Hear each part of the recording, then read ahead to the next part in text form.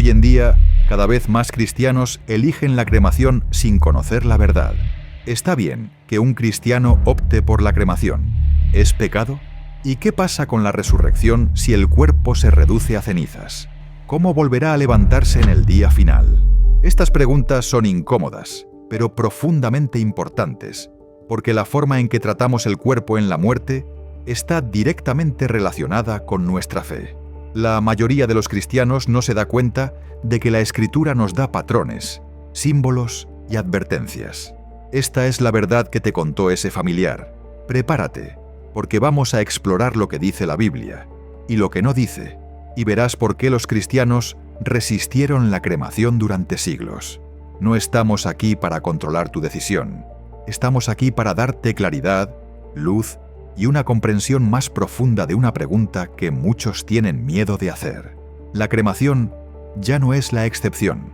En el último siglo se ha convertido silenciosamente en una de las opciones más comunes para manejar los restos humanos.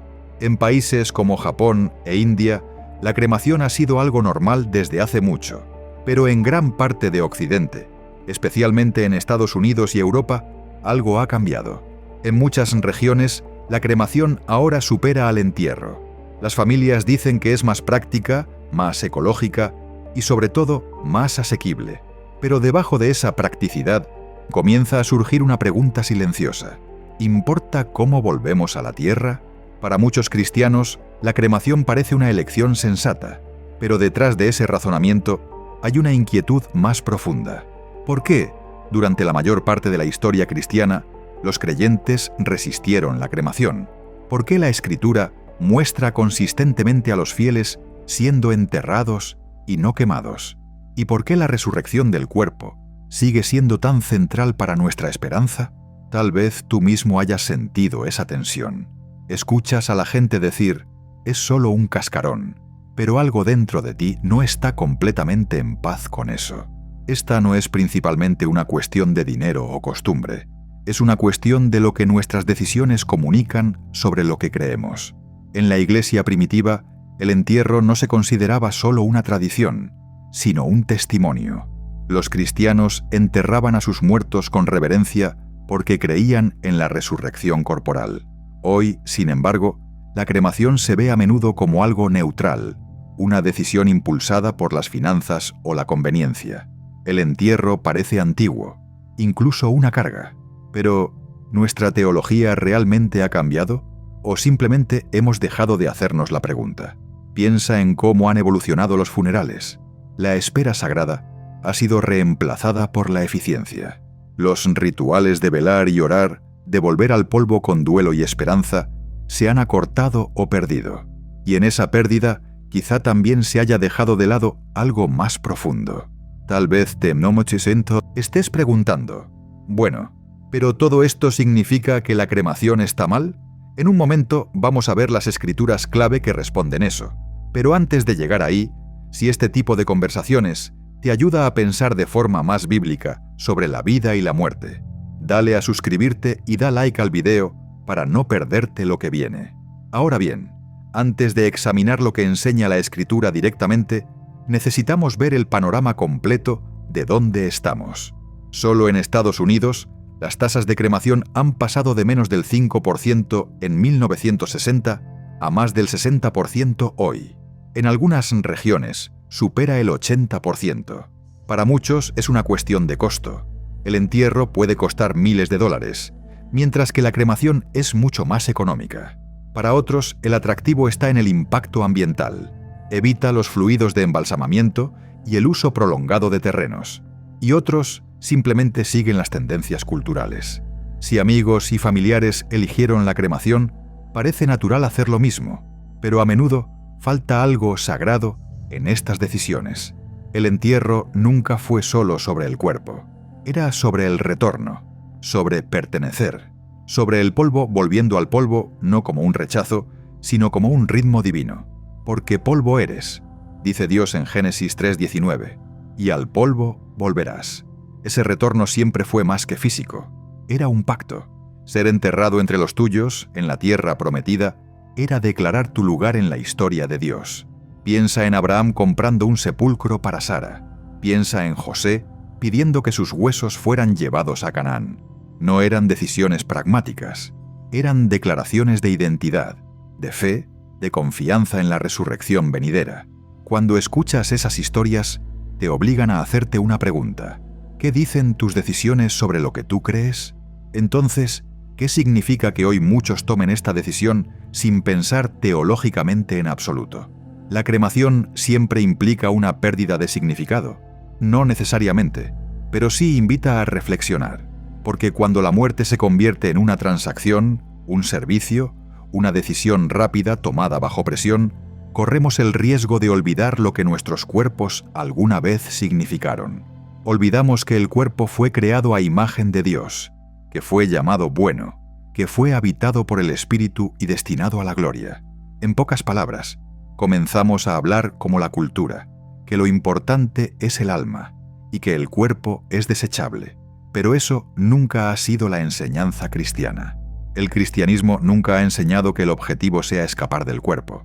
Nuestra esperanza no es solo que el alma suba. Nuestra esperanza está en la resurrección, cuerpos resucitados, una creación renovada, donde caminaremos de nuevo, completos y restaurados. Y eso cambia cómo vemos el cuerpo, incluso en la muerte.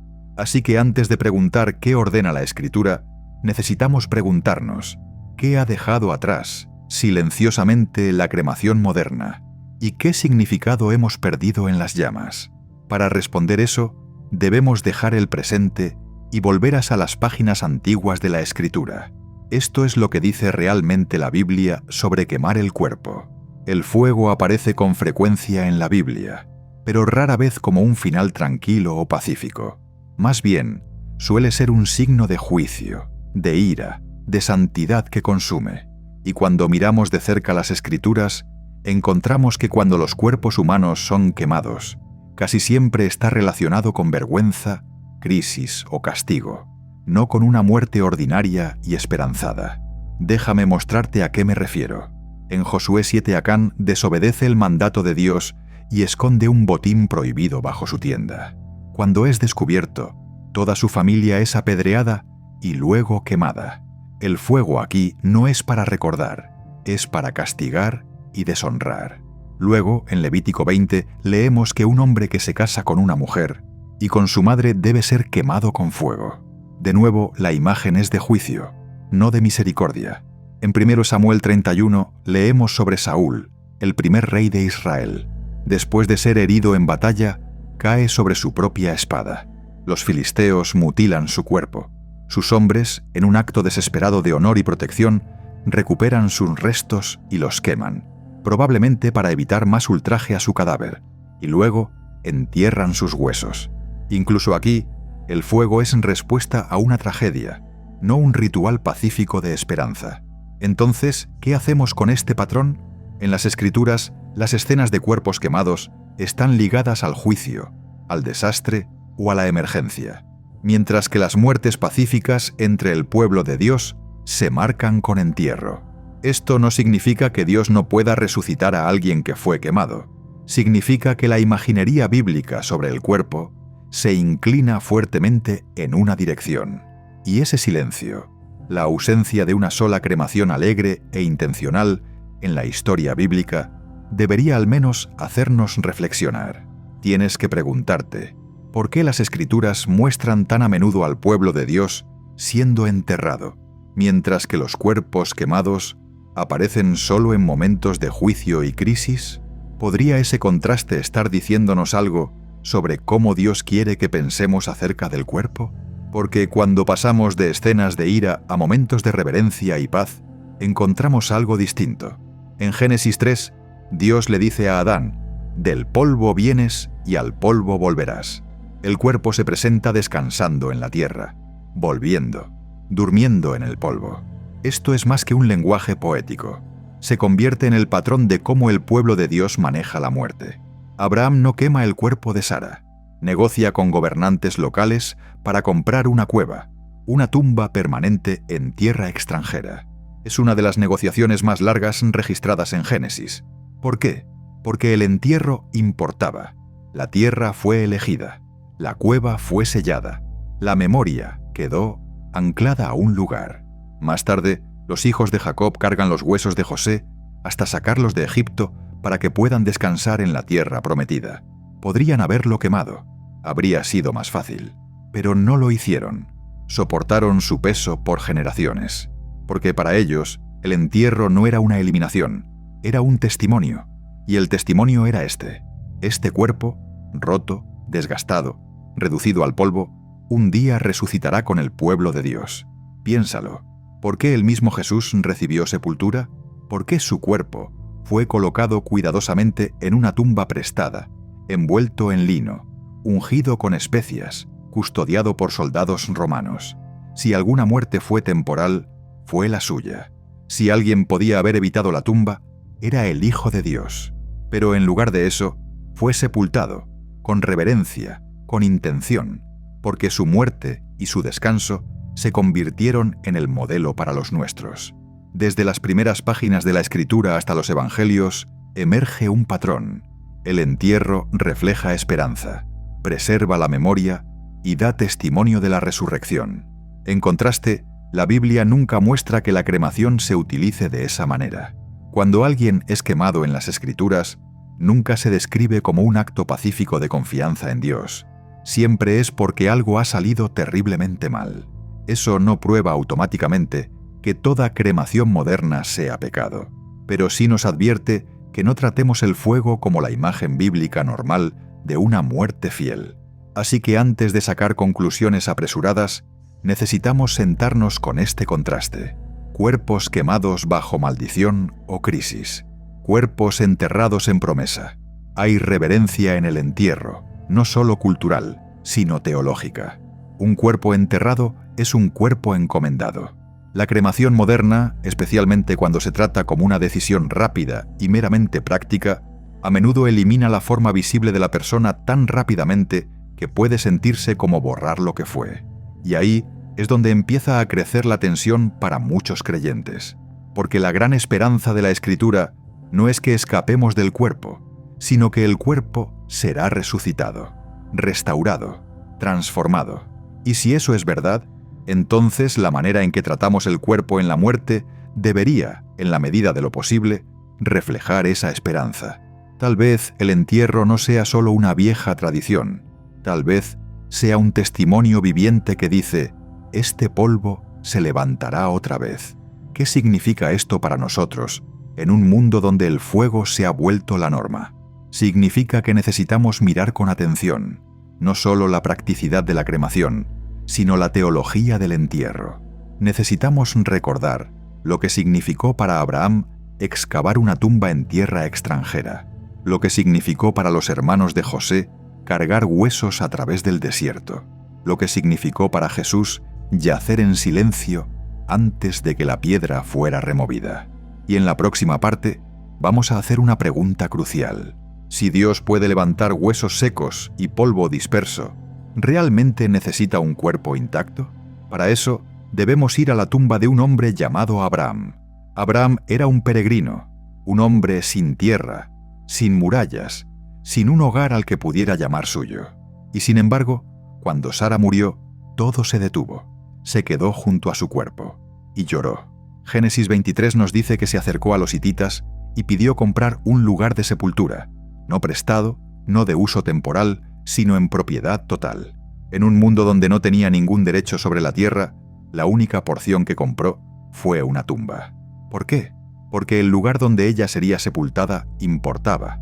La ubicación, la permanencia, el acto, todo tenía peso. Esta es la verdad sencilla.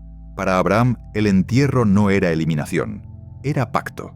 La cueva de Macpela se convertiría en el lugar de descanso del mismo Abraham, de Isaac, Rebeca, Lea y más tarde Jacob.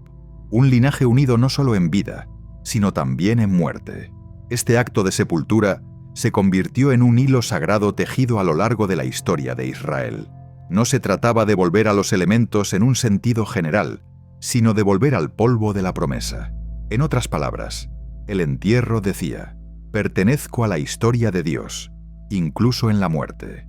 Esa promesa resuena de nuevo en Deuteronomio, donde a Moisés se le muestra la tierra que no entrará, y luego es puesto a descansar por el mismo Dios. Su tumba queda oculta, pero el acto permanece. Es sepultado, no quemado, no dispersado, no perdido, y el pueblo lo llora durante 30 días. El entierro aquí se convierte en duelo, sí, pero también en memoria. Más adelante, cuando José muere en Egipto, deja una instrucción extraña: «Lleven mis huesos con ustedes».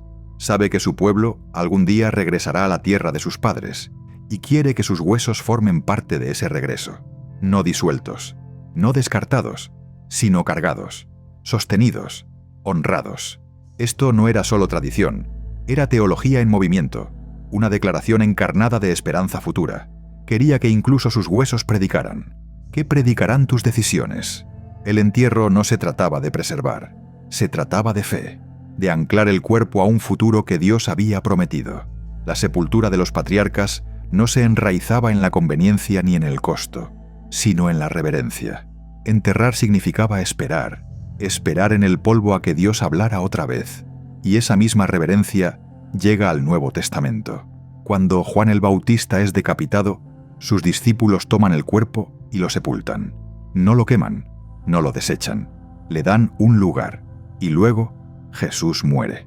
José de Arimatea se adelanta, pide el cuerpo a Pilato, lo envuelve en lino y lo coloca en una tumba tallada en la roca. Este no fue un acto al azar. Cumplió profecía, sí, pero también estableció un patrón de reposo sagrado. Cristo, las primicias de la resurrección, no evita la tumba, la entra, la abraza y luego resucita. Piénsalo, el Hijo de Dios se somete al entierro, no porque lo necesitara, sino porque nosotros sí. Pablo retoma este patrón en 1 Corintios, describiendo el cuerpo como una semilla. Lo que se siembra no es el cuerpo que ha de ser. En otras palabras, lo que se entierra no es lo que resucitará, pero aún así debe ser sembrado. Hay algo sagrado en ese acto, algo de espera, algo de esperanza. Cuando te detienes junto a una tumba, no solo estás recordando, estás señalando hacia adelante. El entierro se convierte en profecía, una declaración silenciosa de que la historia no ha terminado. La iglesia primitiva entendía esto profundamente. Enterraban a sus muertos con cuidado, en catacumbas, en campos, en lugares marcados, porque el cuerpo no era una cáscara para desechar, era un templo que una vez fue morada del Espíritu, un vaso formado a imagen de Dios, y aunque quebrado, no era insignificante. Claro, no todos los creyentes tuvieron esa opción. Algunos murieron en guerra, otros en el mar, otros por fuego sin haberlo elegido. Y la misericordia de Dios los sostiene. Su poder no está limitado por las circunstancias. Pero cuando la decisión es nuestra, la Escritura se inclina silenciosamente en una dirección. Señala a la tumba, a la cueva, a la tierra que recibe y recuerda. El entierro no es un mandato como ley, pero es un modelo, una y otra vez, como acto de reverencia y esperanza. Cuando enterramos, decimos algo sobre el cuerpo, decimos que importó, decimos que se levantará, decimos que incluso en el silencio, incluso en el polvo, incluso en la oscuridad, la historia no ha terminado. Y si eso es verdad, entonces tal vez la tierra misma sea sagrada, tal vez cada tumba sea un semillero. Y si el entierro es testimonio, ¿qué significa la resurrección para aquellos cuyos cuerpos jamás fueron enterrados? El entierro nunca fue solo una tradición reverente, era una señal, un testigo sembrado en la tierra, declarando que la muerte no es la última palabra. Cuando el cuerpo ya no está, creemos que el cuerpo resucitará. Pero ¿qué queremos decir realmente con eso? ¿Y qué pasa cuando el cuerpo se pierde, se quema, se disuelve, se dispersa con el viento o lo traga el mar? Tal vez tú también te lo hayas preguntado. ¿Puede Dios levantar lo que ni siquiera podemos ver? Pablo enfrentó estas preguntas de frente. En 1 Corintios 15 habla a una iglesia confundida por el misterio de la resurrección corporal. Pero dirá alguno, escribe, ¿cómo resucitarán los muertos? ¿Con qué cuerpo vendrán? Su respuesta viene de la tierra misma. Lo que tú siembras no vuelve a la vida si no muere antes. Y lo que siembras no es el cuerpo que ha de salir, sino el grano desnudo. En la visión de Pablo, el entierro es siembra. El cuerpo no se desecha, se siembra, se confía a la tierra como semilla bajo el suelo, no con desesperanza, sino con anticipación. Y de esa tierra algo mayor se levanta, no menos físico, sino más glorioso. Se siembra en deshonra, escribe Pablo, resucitará en gloria. Se siembra en debilidad, resucitará en poder. Se siembra cuerpo natural, resucitará cuerpo espiritual. Y el cuerpo espiritual no es etéreo ni fantasmal. Es un cuerpo formado por el Espíritu de Dios. Sigue siendo real, sigue siendo tangible, sigue siendo nuestro, pero sanado, rehecho, glorificado. Transformación, no evaporación. Y aún con la claridad de Pablo, el temor persiste. La pregunta regresa, en silencio. ¿Qué pasa si el cuerpo ya no está? Si fue tragado por el fuego, perdido en la guerra, descompuesto en tumbas olvidadas, reducido a un polvo que nadie puede recoger, ¿la resurrección requiere preservación? El Valle de los Huesos Secos responde, no. En Ezequiel 37, Dios lleva al profeta a un valle lleno de huesos, dispersos, secos, sin vida. «Hijo de hombre», pregunta Dios, ¿podrán vivir estos huesos? Ezequiel responde, «Señor Yahvé, tú lo sabes». Y Dios lo sabe.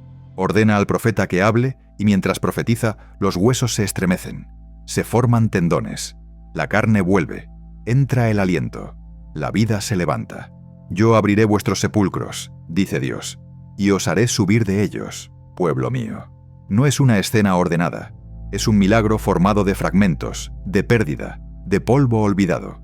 Y aún así, Dios restaura. Mira, la resurrección no depende de lo que preservamos. Depende de lo que Dios redime. Nuestros temores se moldean según lo que podemos sostener, enterrar, proteger.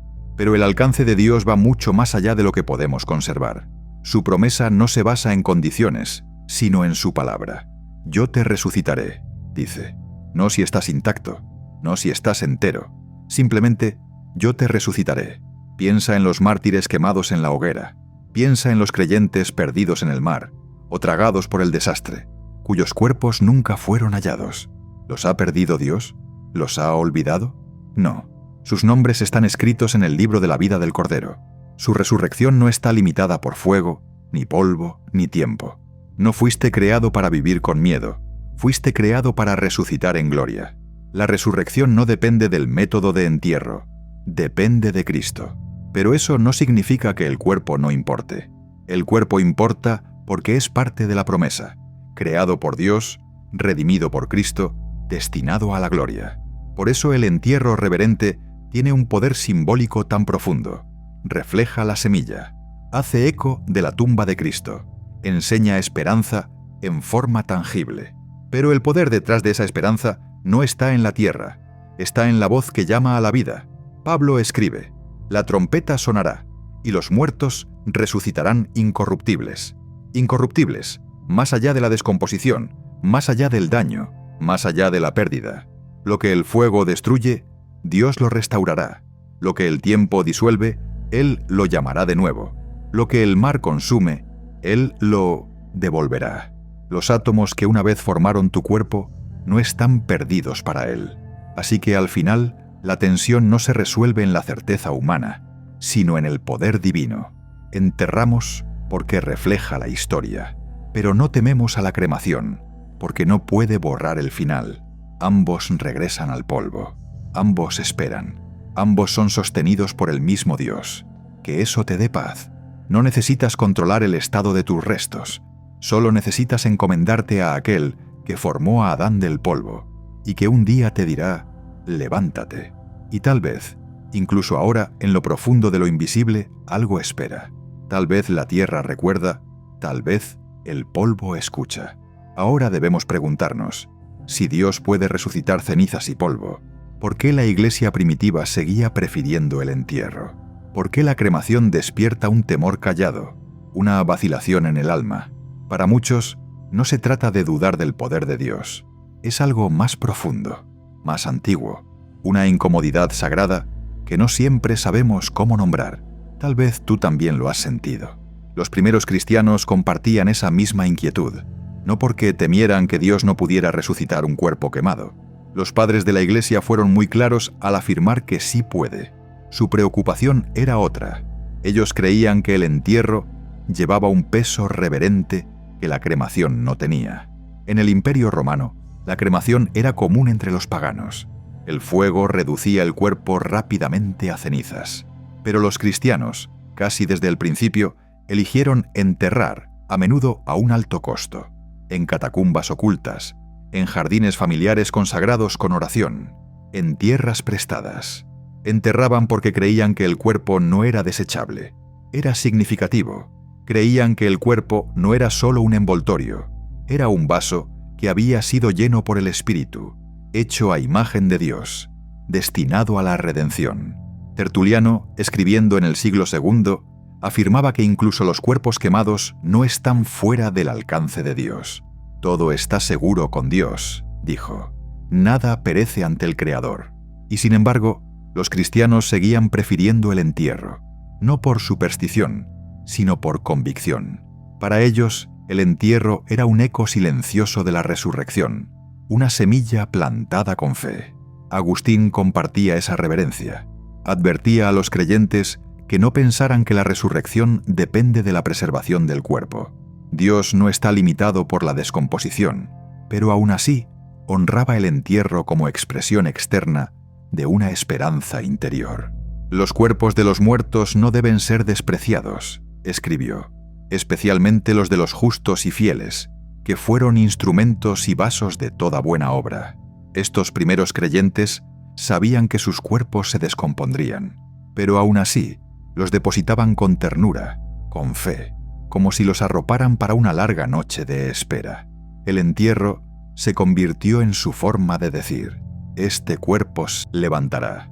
Y hoy, esa antigua pregunta aún regresa. Si tu cuerpo es quemado, dispersado, olvidado por el tiempo, ¿lo recordará Dios? ¿Te recordará a ti?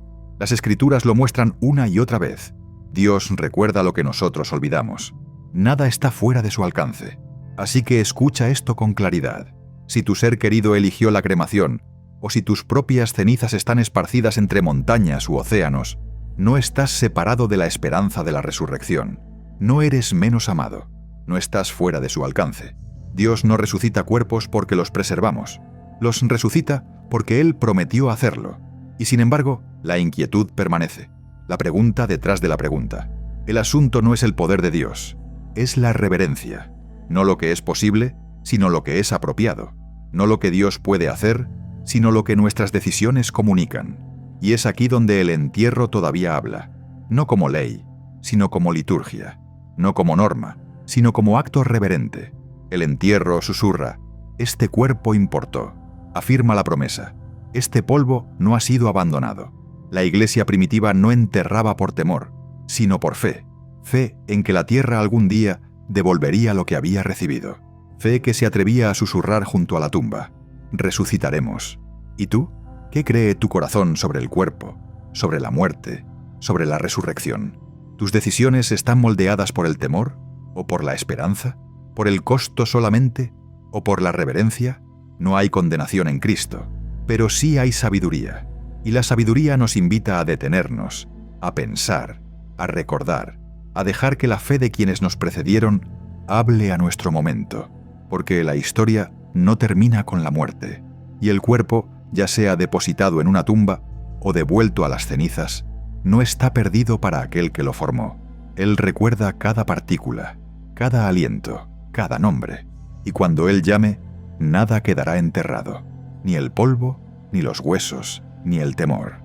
Para muchos creyentes, la pregunta permanece en silencio, como la última nota de un himno fúnebre. Si el entierro tiene tanto significado, entonces elegir otra cosa deshonra la fe que profesamos. Nos acerca demasiado a olvidar lo que Dios ha revelado sobre el cuerpo. No son preguntas sencillas. Llevan el peso del duelo, de la mayordomía, del deseo de hacer lo correcto, y merecen una respuesta que traiga paz, no culpa. La verdad es esta: la Escritura nunca ordena el entierro como una ley, lo afirma como tradición, lo modela en cada generación, lo rodea de profunda carga simbólica, pero nunca impone una norma sobre la conciencia del creyente. En Romanos 14, Pablo escribe con ternura a quienes luchan con su conciencia: uno hace diferencia entre día y día, otro juzga iguales todos los días. cada uno esté plenamente convencido en su propia mente. Y luego ancla toda la conversación con esto: ya sea que vivamos o que muramos, del Señor somos.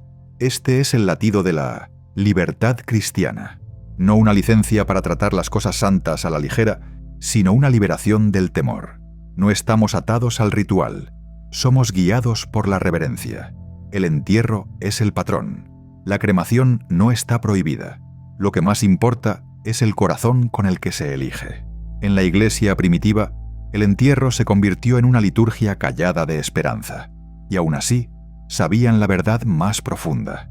El poder de Dios no está limitado por el fuego ni la descomposición. No importa lo que contenga la tumba, no puede contener las promesas de Dios. Así que escucha esto, especialmente si has perdido a alguien por cremación o estás considerando esa opción tú mismo. No estás separado de la esperanza de la resurrección. No eres infiel. El método de tu retorno a la tierra no asegura tu futuro.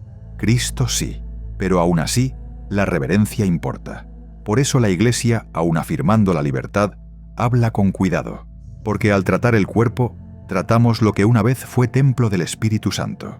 Ya sea que depositemos un cuerpo con ternura en la tierra, o que esparzamos cenizas con oración, el llamado es el mismo. Hazlo no con prisa, sino con amor. La pregunta no es solo qué está permitido, es qué proclama mejor el Evangelio, qué habla de resurrección, qué hace eco de nuestra esperanza. Para algunos, el entierro siempre será el testimonio más claro de que la muerte no es el final. Para otros, la cremación puede elegirse por necesidad, por conciencia o por paz. Y en esos momentos, el Espíritu examina el corazón, y la gracia de Dios nos alcanza ahí. Pero no debemos olvidar la dignidad del cuerpo. No debemos permitir que el costo o la comodidad erosionen la reverencia. El cuerpo no es un envoltorio vacío, es parte de nuestra historia. Cristo tomó carne, la santificó, tocó leprosos, sanó manos, levantó miembros del polvo. Y cuando resucitó, no fue solo como espíritu.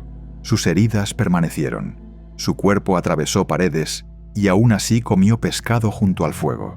Nuestro futuro no es informe, es encarnado. Por eso el entierro importa. No porque gane salvación, sino porque susurra acerca del mundo venidero. Pero incluso las cenizas pueden susurrar cuando se tratan con esperanza. Incluso la dispersión puede hablar si se hace con fe. Los primeros creyentes manejaban bien esta tensión. Sabían distinguir entre libertad y descuido, entre libertad y amor. Y nosotros también debemos hacerlo. ¿Qué diremos entonces? ¿Que la cremación es siempre aceptable? No. ¿Que siempre está mal? Tampoco. Diremos lo que dice la Escritura. Cada uno debe estar plenamente convencido en su propia mente. La reverencia debe guiar cada decisión. La esperanza debe hablar más fuerte que el temor. Y Cristo es el Señor, ya sea que vivamos o que muramos. Fuiste creado a imagen de Dios. Fuiste comprado por un precio. Tu cuerpo es sagrado y tus decisiones importan. Pero ningún error y ningún momento de muerte puede separarte del stumdichos amor de Cristo. Solo confía en Él. Ese es el centro. Confía en que Él resucitará lo que se perdió, que recogerá lo que se dispersó, que glorificará lo que se sembró en debilidad, porque Él lo hará. Y cuando estés delante de Él, no serás ceniza ni sombra. Serás completo, redimido, gozoso, carne restaurada, espíritu vivo. Y cada pregunta que llevaste a la tumba será respondida por aquel que salió de ella.